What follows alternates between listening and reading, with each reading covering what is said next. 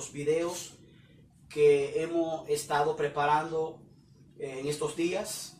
Me llamó mucho la atención un debate que hubo entre un cura jesuita, sacerdote de la Iglesia Católica, con unos hermanos de la organización adventista. Ellos tuvieron un debate acerca de cuál es la verdadera iglesia y sostuvieron también un debate acerca sobre el sábado o el domingo. Lo primero que quiero enfatizar es que este sacerdote jesuita, cura, él tiene una forma de debatir. Lo primero es que él lleva a las personas que van a refutar los mensajes, que van a aclarar los mensajes, él lo lleva a un ambiente de él. Lo lleva a un ambiente de él, preparado por él mismo, donde los jurados también son manejados por este cura o sacerdote. Y este señor es quien pone las reglas, quien pone todo el control de lo que se va a decir. Incluso en otros videos vamos a mostrar cómo él humilla a algunas personas que van a debatir temas con él y lo pone en una posición vergonzosa. Él alega que la Iglesia Católica fue que escribió la Biblia. Y yo quiero demostrarle a ese sacerdote o cura jesuita de la Iglesia Católica llamado Luis Toro que la Iglesia Católica no fue quien escribió la Santa Palabra. Nosotros vamos a mostrar un video donde vamos a presentar un resumen de la elaboración de la Biblia. Pero él se jacta de decir que la Iglesia Católica fue quien escribió la Santa Escritura, cuando todos sabemos que la Santa Escritura, su autor es Dios. Segunda de Timoteo, capítulo 3, verso 16. Escucha cómo dice la palabra de Dios. Toda la escritura es inspirada por Dios y útil para enseñar, para redarguir, para corregir y para instruir en justicia. Toda la palabra. Porque él alega que el Viejo Testamento ya es cosa del pasado. Hay que vivir en un nuevo pacto, o sea, es que ir cumpliendo las palabras del Nuevo Testamento. Cuando la palabra de Dios dice aquí en 2 de Timoteo capítulo 3, verso 16, que toda la palabra es inspirada por Dios. Hay que decir que la palabra de Dios se les reveló a 40 hombres. Así lo establece la palabra. Aquí algunos de ellos, de estos autores conocidos, que llevan el nombre de ellos en los libros. Es el caso, por ejemplo, Moisés escribió los primeros 5 libros de la Biblia. Pablo en el Nuevo Testamento escribió 14 libros de la Biblia. Pero también tenemos a Lucas, que así mismo se llama el nombre del libro y el autor. Lucas, tenemos a Pedro, tenemos a Juan, a Josué, a Marcos, tenemos a Ezequiel, a Zacarías, a Santiago, a Daniel, tenemos a Nehemías, Esdras, Joel, Oseas. Son algunos de los nombres de los autores y que llevan el nombre en los mismos libros que forman la palabra de Dios. Y yo le pregunto a este sacerdote o cura, Luis Toro, que si estos autores eran de nacionalidad romana, no eran romanos, estos hombres eran judíos. Pero él dice que la palabra de Dios, la Biblia, fue escrita por la Iglesia Católica. Vamos a ver este video acerca de la Biblia y luego vamos a presentar. Hoy yo quise traer el debate de sábado o domingo. Entre muchos videos que él tiene acerca de debates con diferentes cristianos, evangélicos, adventistas, entre otros, quise traer este primer video de esta parte sobre el sábado o domingo con este sacerdote y unos hermanos adventistas, pero que él dice que estos hermanos son pastores. Es decir, que estos hermanos no son pastores. Yo conozco pastores de esta organización y son hombres muy preparados, son hombres que tienen un fluir en el conocimiento, pero no cabe destacar que los hermanos defendieron la palabra con mucha altura y respeto, con mucha disciplina, y se le nota su calma a ellos, pero en Luis Toro se ve una desesperación. Incluso hay una parte donde se está debatiendo, algunos de las congregaciones actúan de una forma tal que no parecía un debate. Pero vamos a ver en este primer video quién creó la Biblia, si fue la Iglesia Católica o fue... La colección de textos que conocemos como la Biblia o las Santas Escrituras se escribió en un período de más de 1600 años. La primera parte fue redactada por Moisés. La última fue escrita alrededor de 100 años después del nacimiento de Jesucristo por uno de sus apóstoles. Conforme fue pasando el tiempo, se emprendió la traducción de la Biblia a los idiomas que se usaban corrientemente. Pocas personas podían leerla en el hebreo y el griego en que fue escrita. De hecho, la mayoría de nosotros tendría dificultad para comprender la palabra de Dios si solo se divulgaran las formas antiguas de dichas lenguas. Casi 300 años antes de que Jesús viviera en la tierra, se comenzaron a traducir las escrituras hebreas al griego. Esa traducción llegó a conocerse con el nombre de Septuaginta o versión de los 70. 7 siglos más tarde, Jerónimo realizó su célebre versión de las escrituras hebreas y griegas al latín, la lengua común del Imperio Romano. Su obra se conoce como la Vulgata. Con los años, el latín fue perdiendo su importancia como lengua hablada, hasta el punto de que solo lo conocía la gente bien educada. La Iglesia Católica se opuso a los intentos por trasladar la Biblia a otras lenguas, argumentando que los únicos idiomas adecuados eran el hebreo, el griego y el latín.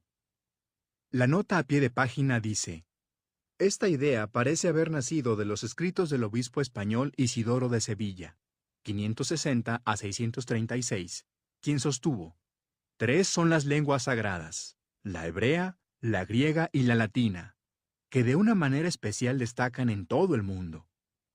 En esas 3 lenguas escribió Pilatos sobre la cruz del Señor la causa de su muerte. Téngase en cuenta que ese rótulo se colocó en estos 3 idiomas por decisión de los romanos paganos, no por orden divina. Fin de la nota. Las divisiones de la Iglesia y la traducción bíblica.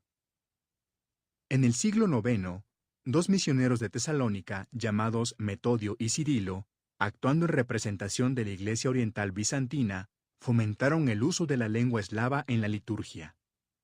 Su finalidad era que los pueblos eslavos del este de Europa, que no entendían griego ni latín, aprendieran de Dios en su propia lengua. No obstante, ambos misioneros tuvieron que hacer frente a la feroz oposición del clero alemán, que intentaba imponer el latín como barrera defensiva contra el creciente influjo del cristianismo bizantino. Obviamente, para la Iglesia pesaba más el poder que la instrucción religiosa de la gente.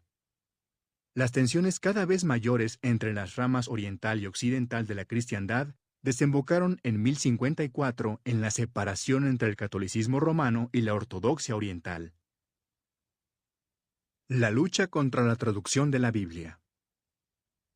Finalmente, el catolicismo elevó el latín a la categoría de lengua santa. Por esta razón, cuando Bratislao, duque de Bohemia, le pidió permiso en 1079 al Papa Gregorio VII para realizar los oficios religiosos en eslavo, éste le respondió: «Nos es imposible acceder a vuestra demanda». ¿Por qué? Dios ha querido que la Sagrada Escritura fuese oscura en muchos lugares, prosiguió el Papa, para que, siendo sobrado, sencilla y clara, no suministrase motivo de error a espíritus vulgares presuntuosos. El clero limitó gravemente el acceso de la gente común a la Biblia y se aseguró de que así se quedaran las cosas. Esta situación le confirió poder sobre las masas. No quería que el vulgo incursionara en dominios que consideraba suyos.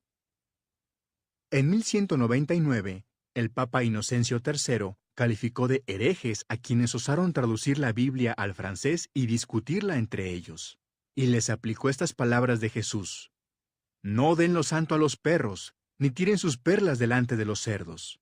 Mateo 7:6. ¿Qué pretendía el Papa con este argumento? Que ningún simple e indocto presuma tocar a la sublimidad de la Sagrada Escritura ni predicarla a otros. Escribió: «A menudo, los que contravenían su decreto eran entregados a los inquisidores, quienes los torturaban para que confesaran. Los que se negaban a retractarse eran quemados vivos». Durante la larga batalla en torno al derecho de poseer y leer la Biblia, se citó con frecuencia esta epístola papal como apoyo para prohibir el empleo y la traducción de las Sagradas Escrituras. Poco después de promulgado el decreto de Inocencio, comenzó la quema de Biblias en lenguas vernáculas y, en ocasiones, también de algunos de sus dueños. En siglos subsiguientes, los obispos y gobernantes de la Europa católica procuraron por todos los medios hacer cumplir la prohibición papal. La jerarquía católica sabía perfectamente que gran parte de sus enseñanzas no se fundaban en la Biblia, sino en la tradición eclesiástica. Esta fue, sin duda, una de las razones de su renuencia a dejar que los fieles tuvieran acceso a ella. Si estos la leían, se darían cuenta de la incompatibilidad que había entre las doctrinas de la Iglesia y las Escrituras. Bien, entonces quedó demostrado que la palabra de Dios, toda palabra de Dios, fue inspirada por Él. Toda palabra de Dios. Y hay que destacar que la palabra de Dios, en la escritura original, fue escrita en hebreo, arameo y griego. Pero ellos dicen que San Jerónimo, el santo San Jerónimo, dicen los católicos,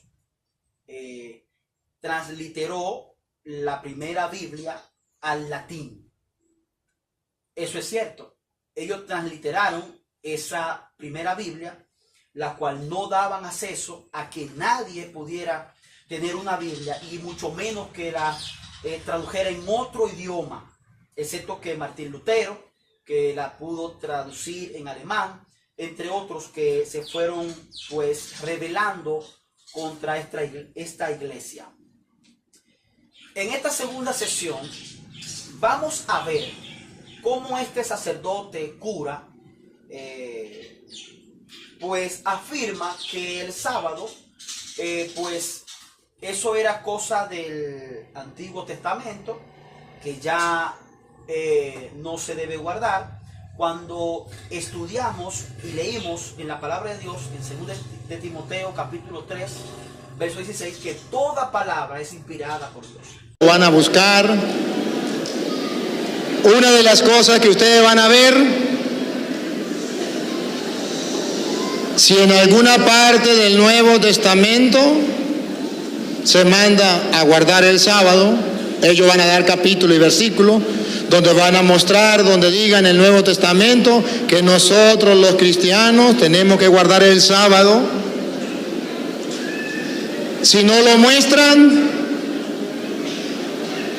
no podemos hacer nada, pero solamente ustedes verán que no lo mostraron. Yo quiero que ustedes pongan la lupa y presten atención, a ver si ellos van a dar un capítulo o un versículo. Y miren que se lo estoy diciendo antes para que ellos lo tengan presente. para que den un capítulo, un versículo donde nos mande a guardar el día sábado a nosotros los cristianos, no a los judíos, a nosotros los cristianos del Nuevo Testamento, no en el Antiguo Testamento. Y donde diga la Biblia que los primeros cristianos se reunían el día sábado. Eso no existe en la Biblia. Pero puede ser que el hermano diga: yo tengo la cita, ahorita le voy a dar chance para que la muestre, porque eso no existe. Y yo le voy a mostrar que en el Nuevo Testamento los cristianos se reunían el día domingo, celebraban el culto del Señor el día domingo. Le voy a dar capítulos y versículos, y ustedes van a observar simplemente. Si yo les estoy diciendo mentiras, es la oportunidad, y la tienen los hermanos, para que lo demuestren buscando citas en el Nuevo Testamento. A ver, hago hincapié, donde diga que los cristianos, no los judíos, porque nosotros sabemos que los judíos se reunían el día sábado. No, yo no quiero que digan los judíos, que digan los cristianos, porque yo le puedo mostrar donde dice que los cristianos se reunían el día domingo. Entonces, declaración pues de aquel sacerdote. En esta segunda parte de este debate vamos a observar que este señor manipula las informaciones, manipula a los oyentes y trata de manipular a quien lo enfrenta o va a debatir dichos temas.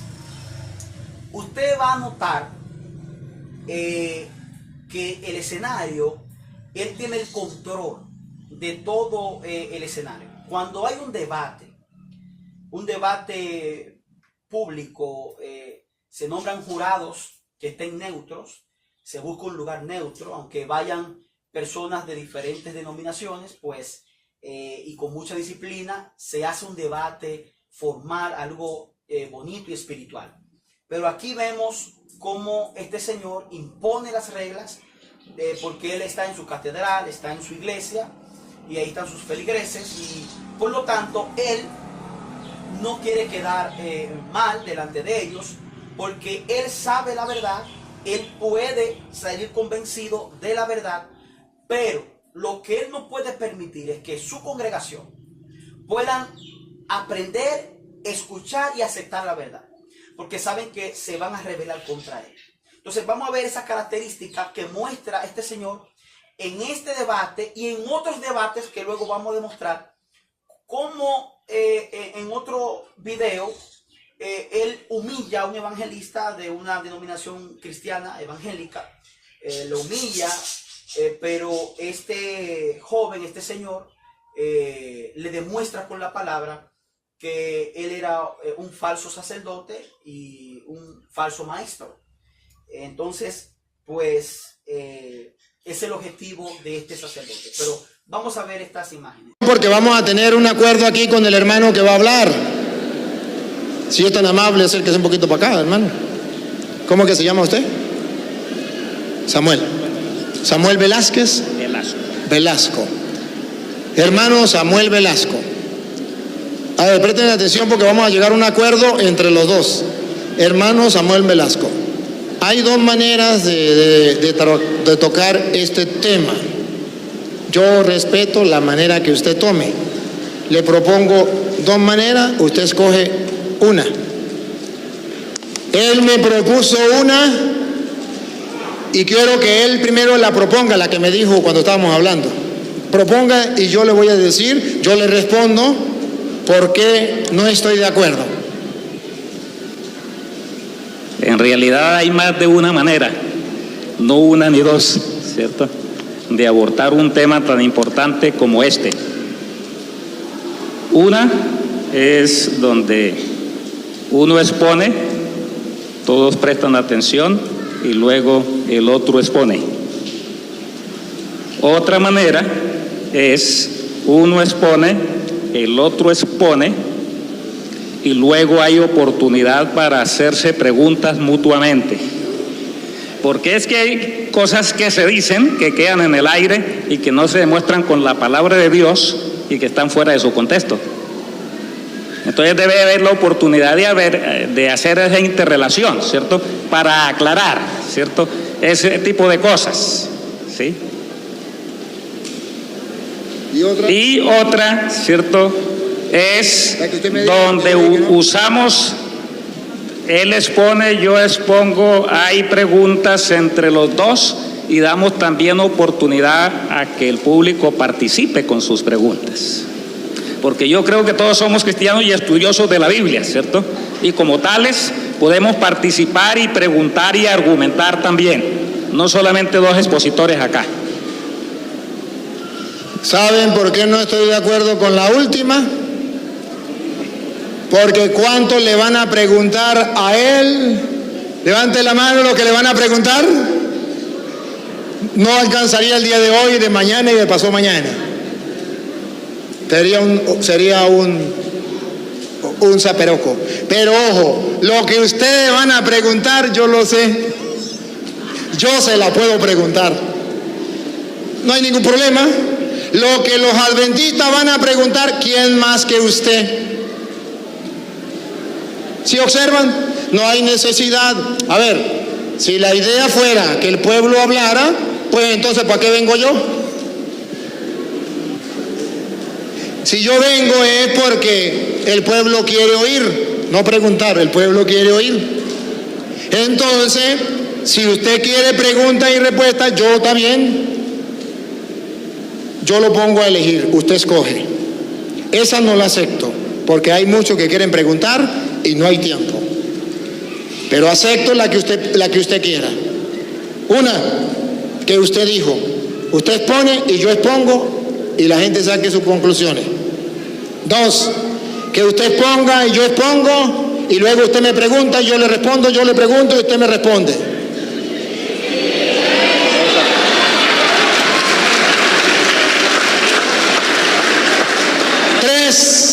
Tres, que usted dice, señor cura, nosotros guardamos el sábado por esto, por esto y por esto. Y yo le digo, y yo no estoy de acuerdo por esto, por esto y por esto. Y usted me dice, pero es que la Biblia dice aquí esto. Y yo le digo, es que también dice esto. Y usted me dice, pero aquí dice esto. Y yo digo, aquí dice esto. Y vamos buscando en la Biblia y la gente va dándose cuenta, porque usted conoce la Biblia y yo también. Entonces la gente está observando. Yo lo pongo a escoger. Usted escoja cómo quiere que trabajemos. Lo que a usted le parezca, yo le respeto su opinión. Dilo en público y que la gente lo escuche, que no fui yo que se lo impuse, que usted lo escogió. Personalmente yo creo que no me lo sé todo, porque la Biblia es un tesoro demasiado grande, ¿cierto? Y fue revelada por Dios y conocer los pensamientos de Dios completamente. Así que como yo no me lo sé todo, tal vez yo no pueda preguntar todo, ¿cierto? Y tal vez el público tenga preguntas importantes que hacer porque ustedes también estudian la Biblia. Y tal vez ustedes digan cosas que yo no sé. Y tal vez los hermanos de la iglesia adventista pregunten o digan cosas que yo no sé. Puede ser, ¿cierto? No lo sabemos todo, ¿cierto? Estamos constantemente, ¿qué? Aprendiendo, ¿no? Ahora, la dinámica de que el público pregunte también es una dinámica interesante porque damos participación. Pero igual, ya usted es el que dice cómo va a ser acá, ¿cierto? Usted es el que está poniendo las reglas, pues entonces hagámoslo de una de esas dos formas como usted dice y acepta. Yo le expliqué porque no estoy de acuerdo. Y usted piensa que el pueblo está muy estudiado en la Biblia. Eso lo dice usted, pero usted sabe que los católicos son unos perezosos. Estos no, los que no vinieron para leer la Biblia. Entonces, no, aquí estoy yo representándolos a ellos. Y usted está representando a los adventistas. No nada. es uno y uno. A ver, yo no puedo creer que usted, siendo el pastor, haya otro de su iglesia que venga a decirle a usted, a enseñarlo a usted, porque usted es el que predica. Enseñan con la Biblia, yo lo acepto. En la forma de cómo este señor manipula al que va a exponer la palabra. En esta otra parte, usted va a ver cómo un miembro del jurado, que está de parte de este cura, de Luis Toro, en una interrumpe al exponente, al hermano Samuel. Lo interrumpe porque lo que está hablando el hermano Samuel está afectando, porque está hablando del sacerdocio y del verdadero sacerdote. ¿Y quién es el verdadero sacerdote? Para demostrar el punto acerca de la ley. Entonces, uno de los jurados interrumpe, en eso Luis Toro se levanta y hace un simulacro de que no lo cuestionen, pero todo eso es un teatro de parte del sacerdote Luis Toro y los jurados y a veces hasta de los oidores que lo siguen a él. ¿Para qué? Para distraer a aquella persona que va a exponer la palabra, distraerlo, sacarlo de concentración y que la persona pierda el rumbo, pierda el sentido de lo que está diciendo, y muchas veces para molestarlo. Si lo lleva a un estado de molestia, entonces ya el que va a exponer se siente impotente y se agarra o se ve como que ya son cosas personales y se sale de su causa lo que se quiere mostrar. ¿Sumo qué? Sacerdote. En el antiguo pacto existían los sacerdotes para ministrar en el santuario. Cuando ese pacto terminó o tuvo su cumplimiento en el ministerio de Jesús, ya no hay razón en ninguna parte de la Biblia que exista un sacerdocio. Ahora tenemos el sacerdocio ¿de quién? De Jesús. ¿Y el sumo sacerdocio de qué? De Pastor, Jesús. Pastor, discúlpeme, Bien, pero pero en la exposición, en las reglas, las preguntas van al final. En la exposición él puede decir lo que quiera el tiempo que no puede interrumpirlo. Después, cuando venga pregunta y respuesta. Entonces, en ese orden de ideas, ahora sí vamos a tomar El propio hermano Samuel dice: estoy pues declarando versos del Nuevo Testamento, porque usted dice, señor sacerdote Luis Toro, que el Viejo Testamento ya está abolido, y quiere que le demuestre que la ley y el sábado, que es el cuarto mandamiento de la ley de Dios, está vigente actual. Entonces, él hace énfasis al sacerdote diciéndole: demuéstramelo en el Nuevo Testamento, pero no solamente decir demuéstralo, sino en el estilo y la forma como él actúa. Me parece que le falta profesionalidad, educación al momento de que se está haciendo un debate, y que pues él debe saber que la verdad es una. Es Primera de Juan, capítulo 1, versículos 3 al 5. Primera de Juan, capítulo 1, 3 al 5. Y noten, estoy leyendo Nuevo Testamento, Nuevo Pacto. No estoy leyendo Antiguo Testamento, Antiguo Pacto. Yo podría haber hecho una exposición de todo lo que la Biblia dice en cuanto a guardar el sábado en el Antiguo Testamento, pero me ahorré energía, ¿cierto? Porque según la interpretación de él, todo lo del Antiguo Testamento ya no sirve, ¿cierto? Tenemos que echarlo a la basura, ya eso no es palabra de Dios. Entonces vamos a leer del Nuevo Testamento. Palabra de Dios, ¿cierto? Nuevo Pacto, Nuevo Testamento. Dice: en esto sabemos que conocemos a Dios y guardamos sus mandamientos. ¿Cómo sabemos que conocemos a Dios? Si guardamos sus mandamientos. El que no guarda los mandamientos no puede decir que conoce ¿qué? A Dios. Eso es lo que la Biblia está diciendo. En esto sabemos que conocemos a Dios si guardamos sus mandamientos. Y no puede haber cristianos que pretendan ser cristianos y que no conozcan a Dios porque no guardan sus mandamientos. Y sigue diciendo: y el que dice yo le conozco y no guarda sus mandamientos es mentiroso y la verdad no está en él. Hemos venido para exponer la verdad a la luz de la palabra de Dios. ¿Y qué dice la palabra de Dios en cuanto a los mandamientos? ¿Quiénes son los mentirosos? Los que guardan los mandamientos y el sábado, que es el cuarto mandamiento de la ley de Dios, o los que no los guardan. ¿Quiénes son los mentirosos? Contesten en lo que leyeron en la palabra de Dios. No lo estoy diciendo yo, ahí está en la palabra de Dios.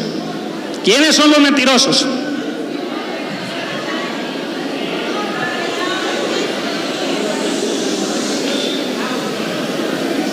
Número 5, versículo 5. Pero aquí podemos notar que este sacerdote Luis Toro, jesuita, cura de la Iglesia Católica, en la parte que vamos a mostrar ahora, este video, él alega y afirma que lo que se está diciendo es verdadero. Pero al mismo tiempo le llega a él esa contradicción. Porque vamos a repetir lo que dije anterior. Él puede ser convencido. Porque él sabe la verdad. Ellos saben la verdad.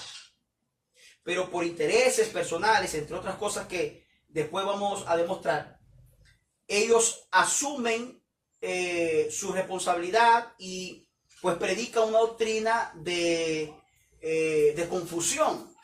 Entonces, este hermano, él dice que sí, que sabe que la ley, que Jesús aceptó la verdad que se demostró en ese momento, y luego como que él vuelve atrás y se contradice. Usted verá con sus propios ojos, usted va a escuchar lo que este señor dice, que en un momento dado dice una cosa y se contradice, porque él quiere buscar alegoría, buscando textos donde no van y sacando de contexto realmente la historia. Este sacerdote Luis Toro, que dice que sí y luego se contradice. Que yo no estoy de acuerdo. Usted dijo que Jesucristo se reunía el día sábado y estaban en la oración, incluso leían la palabra, y eso es verdad. ¿Por qué Jesús se reunía el día sábado? Porque él era judío. ¿Por qué los apóstoles se reunían con Jesús el día sábado? Porque eran judíos y la ley mandaba que los judíos tenían que reunirse el día sábado. Todavía Jesucristo vivía en el Antiguo Testamento. El Nuevo Testamento comienza con la muerte y resurrección de Cristo. Por eso usted deberá ver cómo fue este proceso de este debate. Y que en un momento determinado el ilusionista, cura, sacerdote de la Iglesia Católica, pues admite en un momento dado la verdad y luego se contradice. Así también quiero demostrar la falsedad que este señor sacerdote afirma, incluso motiva a la congregación, incluso con sus gestos, a aplaudir algo que él alegó y que luego dice que no, acerca de los 1000 años, algo que no sé dónde él sacó esta doctrina. Él alega, este sacerdote alega, que Dios en la creación, el hermano quiso demostrarle que el sábado existe desde la creación, que estaba mucho antes que se diera la ley en el Sinaí.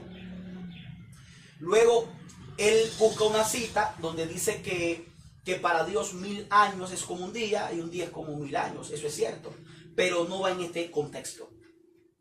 ¿Por qué? Porque Dios creó los días, como lo especifica Génesis. Fue creando los días. Todos sabemos, usted busca el libro de Génesis capítulo 1 y se va a dar cuenta que en cada día Dios fue haciendo y le llamó día, el Señor, a la tarde y a la noche le llamó un día, y fue creando Dios en cada día todo lo que existe. Entonces el sacerdote alega, dice que no, que Dios hizo eso, se le tomó 1000 años por crear cada si creó una planta, si creó las aguas, etcétera, etcétera. Se tomó 1000 años por cada asunto, o sea, algo que no está en la palabra de Dios. Y luego él dice que no dijo eso. No digo, sino hágame la pregunta. Santiago 2:10, porque inicialmente entendí que usted estaba diciendo que los 10 mandamientos era lo del Sinaí, que eso quedó abolido, pero ahora me está diciendo que la Iglesia Católica guarda algunos, pero otros no, y el sábado no, ¿sí? Eso es lo que usted acaba de decir, ¿cierto? Lo retomamos, sí, guardamos unos, pero el sábado no. La Biblia dice en Santiago 2:10, porque el que guarda toda la ley y ofende en un solo punto es culpable de todos. El que guarda 9, pero deja de guardar uno, ¿es culpable de qué? De todos, así dice la palabra de Dios. Ahora, ustedes son muy selectivos, ¿sí? Retomamos esto, ¿cierto? Vamos a guardar esto, pero el sábado no, ¿cierto? O sea que uno tiene la opción de escoger cuáles quiere guardar y cuáles no. Otros dirán, bueno, yo guardo estos, pero yo quiero ser adúltero. Yo guardo estos, pero yo quiero ser asesino, ¿cierto? No. Yo creo que la palabra de Dios es clara en decir, y en lo que acabamos de leer, que no podemos ser selectivos, tomar lo que nos conviene de la palabra de Dios, o lo que pensamos, o lo que creemos, y lo demás entonces no. Yo creo que todo el Nuevo Testamento, y no solamente el Nuevo Testamento, sino toda la Biblia es palabra de Dios. Así es que me gusta a mí. Así es que me gusta a mí. Y en el capítulo 2, el versículo 3, Dios dice, vamos a leer desde el versículo 1, así quedaron acabados los cielos y la tierra y su gran contenido, es decir, está hablando de la creación, cuando no existían judíos, ni pueblo de Dios, ni Jesús había venido a encarnarse como el Hijo de Dios, de la descendencia del pueblo judío. Entonces dice, en los tiempos de la creación, y acabó Dios en el séptimo día la obra que hizo, y reposó el séptimo día de cuanto había hecho en la creación. Entonces Dios bendijo el séptimo día y lo santificó, porque en él reposó de todo cuanto había hecho en la creación. A la luz de la Biblia, el sábado no es un mandamiento judío, lo estableció Dios cuando no existían los judíos, porque Adán y Eva no eran judíos, lo estableció en el huerto del Edén. Está bien, se la voy a responder. Así me gusta.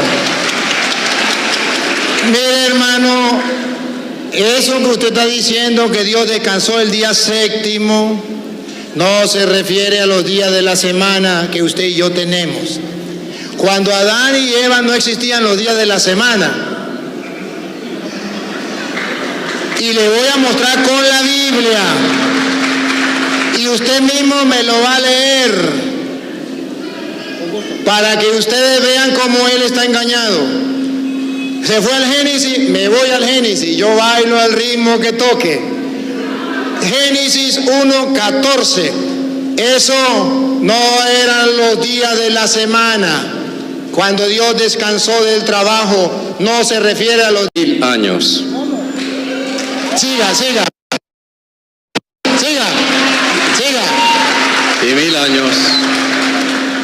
Y mil años son como un día. Entonces, para el Señor, una cosa es muy distinta a los días que para nosotros. Para el Señor, un día de los que dice Génesis 1 es como 1000 años. Pero los días del... concluyo. Usted verá si concluye como usted quiera. El pasaje que él acaba de leer, que para el Señor 1000 años son como un día, hay que interpretarse de manera correcta. Está diciendo cómo, no está diciendo 1000 años son un día, que es una cosa totalmente diferente. Ahora, si yo digo una culebra es como un lazo, ¿eso quiere decir que un lazo es una culebra? Entonces, en las figuras del lenguaje, ¿cierto? En el español nosotros entendemos que se pueden hacer comparaciones, ¿cierto? Pero que no podemos tomar esas comparaciones como una realidad. Yo no dije que un día era 1000 años para Dios, dije cómo, más o menos. No dije un año, solamente estoy mostrando que Dios tiene unos días distintos a los de nosotros, que para Dios no es igual que como nosotros los días de la semana. Se nota la falsedad por lo que él presenta la palabra, cómo manipula la palabra. Es un experto manipulador. Vamos a hacer otro video demostrándoles cómo en otros videos a otras personas con un supuesto debate él lo humilla delante de los demás, hay insultos, lo ofende. Entonces él primero hace una oración al Padre y luego entonces comienza a ofender a su prójimo. Entonces es lo que decía Jesús: de labio me honran, pero su corazón está lejos. Son hipócritas, son pertenecientes y son ramas de esta misma secta farisaica que existía en esos tiempos. Y cuando el poder romano se vio con mucho peligro en su poder político, entonces acudió a vestirse supuestamente de ser cristianos. Entonces ahora es un poder político y religioso, que es más político que religioso. Utilizan la religiosidad para, como dice Apocalipsis, para dar del vino del furor de sus fornicaciones y mantener las naciones ebrias. Eso es lo que está haciendo este sacerdote y cura jesuita de la Iglesia Católica. Tengo prueba de que sí, un pastor de la denominación de la Iglesia Adventista le mandó un comunicado a este sacerdote y cura Luis Toro, un comunicado donde le...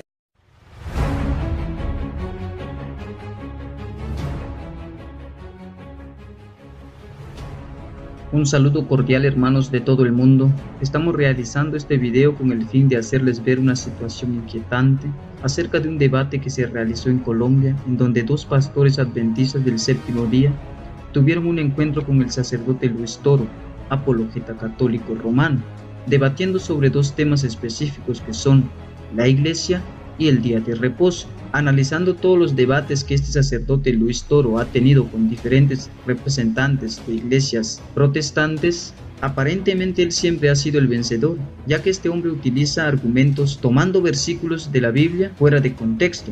Por esta razón los debatientes no preparados no saben cómo responderle. El otro punto es que este sacerdote utiliza diferentes técnicas de intimidación para que el oponente se sienta incómodo al exponer. Estos son algunos resultados del análisis que yo personalmente he enlistado. La primera técnica es de que el sacerdote comienza formulando preguntas que él mismo sabe, él está convencido que las respuestas no están literalmente expresas en la Biblia. Como punto número 2, el escenario. El escenario es muy importante, ya que este sacerdote escoge el lugar en donde la mayoría de los espectadores son generalmente católicos, que es una herramienta muy conocida en asuntos de debate. Punto número 3. Este hombre utiliza gestos con las manos que le hacen al oponente despertar una sensación de ira. Él logrando eso, el oponente pierde la concentración y el sacerdote gana la ventaja. Algunos analíticos del asunto creen que este encuentro fue un show para desacreditar o poner en vergüenza a la Iglesia Adventista del séptimo día. Otros argumentan que esos pastores no estaban preparados. Otros dicen que esos pastores son jesuitas que infiltraron a la Iglesia Adventista y que están en común de acuerdo con los católicos. Pero lo que me llamó la atención fueron las palabras de este sacerdote Luis Toro al final del video, en donde él dice claramente que tanto adventistas y católicos son hermanos y que eso era ecumenismo. Ahora, veamos el reto o la invitación que le hace el pastor Oliver Coronado de la Iglesia Adventista del séptimo día al sacerdote Luis Toro, pidiendo un encuentro para tener un debate formal sobre este asunto. Leamos. Dice: hola señor Luis Toro, sacerdote. Me llamó la atención la forma en que usted defiende sus creencias en relación a su fe como católico. Le hago una pregunta. ¿Estaría usted dispuesto a hacer un debate público en lugar neutral, con presencia de feligreses, de su congregación y hermanos que pertenecen a la Iglesia Adventista del Séptimo Día? Un debate respetuoso donde usted tenga 30 minutos y este servidor tenga 30 minutos para desarrollar las respuestas en cada tema propuesto. Nosotros llevamos las cámaras y hacemos la transmisión en vivo por internet y satélite si está usted interesado. Escríbame en privado. Gracias por su atención. Ahora estamos esperando la respuesta del sacerdote Luis Toro a este pedido. Aquí en la descripción les dejo el enlace del debate y no olviden suscribirse al canal, ya que estaremos al tanto de lo que va a ser la respuesta de este señor Luis Toro. Muchas bendiciones, hermanos, y nos vemos hasta la próxima.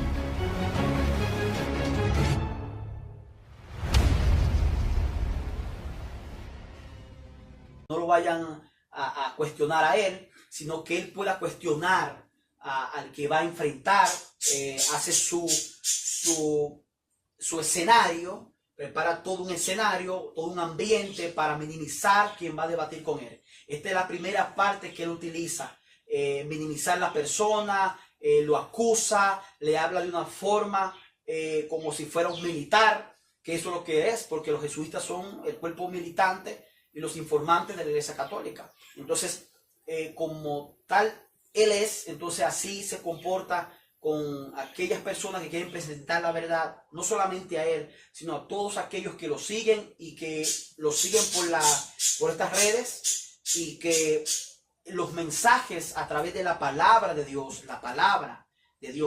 quede clara, y que la palabra de Dios dice Isaías. Quiero leer este verso de Isaías, que es muy importante.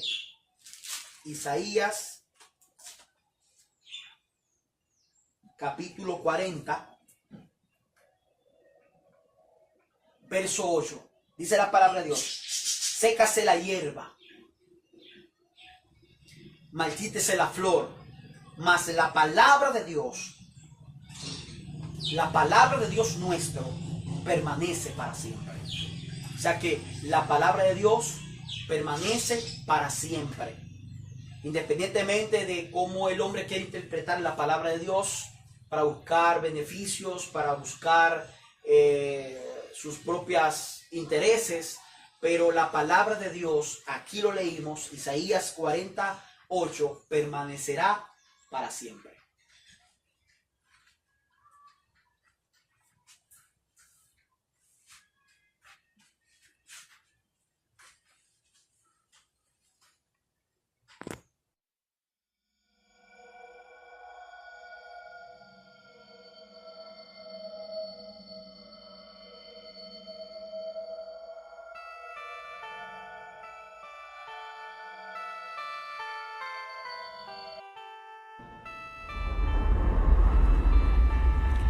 Si bien es cierto que el Papa Francisco ha tratado de darle otra cara a la religión católica, tanto en sus actos como en sus declaraciones, lo cierto es que tras esta figura pública y religiosa existen pasajes oscuros que ponen en entredicho a esta religión y al mismo Papa, ya que su pasado le impediría, según las mismas leyes de la religión, ostentar el cargo que hoy representa. Jorge Mario Bergoglio nace el 17 de diciembre de 1936 en Buenos Aires, Argentina, procedente de la Orden Jesuita, un grupo religioso donde su estructura organizacional es de tipo militar, ya que tienen claro una total y absoluta obediencia, una clara misión que es la mayor gloria a Dios, y entre sus códigos está el no ejercer ningún cargo público ostentoso, incluyendo en ellos el de ser papa. El 6 de marzo del 2014, en una audiencia celebrada en el Vaticano, el Papa sorprendió a un grupo de sacerdotes, ya que éste les confesó que carga siempre consigo un rosario que robó siendo vicario. El rosario pertenecía a su confesor, el padre José Aristi. En palabras del mismo Papa Francisco, relató lo siguiente: mientras adornaba con flores el ataúd del fallecido, vi el rosario que el sacerdote tenía en sus manos. Entonces fue en ese instante que me vino a la mente el ladrón que todos llevamos dentro, y arranqué la cruz con fuerza. Según el Papa, cada vez que tiene un mal pensamiento, toca el rosario que guarda celosamente en una bolsa especial que carga con él y estos desaparecen. Llegamos al punto álgido de este tema, y es que el Papa Francisco renunció al oro que la mayoría de papas han portado, reemplazándolo por plata. Ahora bien, la cruz que el Papa lleva en su pecho oculta una simbología que dista mucho de las enseñanzas de la religión católica, ya que esta cruz contiene elementos masónicos y detalles algo escalofriantes. Creada por el escultor Antonio Bedele, la cruz encierra algunos misterios. A simple vista parecería que Bedele plasma su particular visión del buen pastor. Sin embargo, analizando a detalle es poco comprensible su contexto.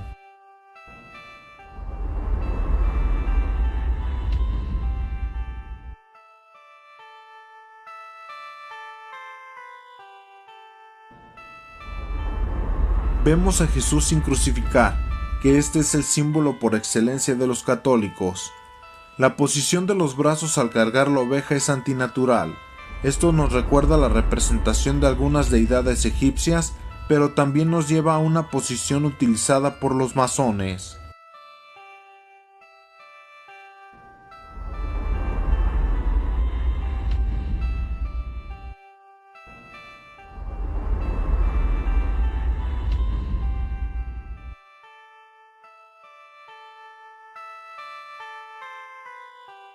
Hablemos ahora del Espíritu Santo, representado en esta cruz de cabeza. La representación oficial dista mucho de esta que podemos observar.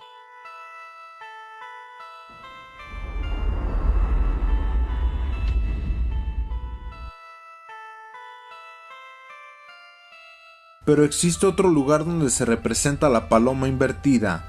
Este símbolo es de una orden secreta llamada Ordo Templis Orientis, la Orden de los Templarios Orientales u Orden del Templo del Este, sociedad inglesa fundada a inicios del siglo XX que tuvo entre sus filas al político y escritor Aleister Crowley, una escuela masónica relacionada con los Illuminatis, que en la actualidad ya no está vinculada con los inicios de la orden. Sin embargo, se siguen conservando algunos ideales de la institución. El contexto completo que nos muestra esta cruz podría estar diciendo que los borregos siguen a una deidad que no parecería ser Jesús. Obviamente, esto queda a criterio del espectador. Yo me despido, no sin antes agradecerte tu tiempo, y te invito a que te suscribas al canal, cheques nuestros videos, les des like y los compartas. Lo mejor del universo para ti y los tuyos.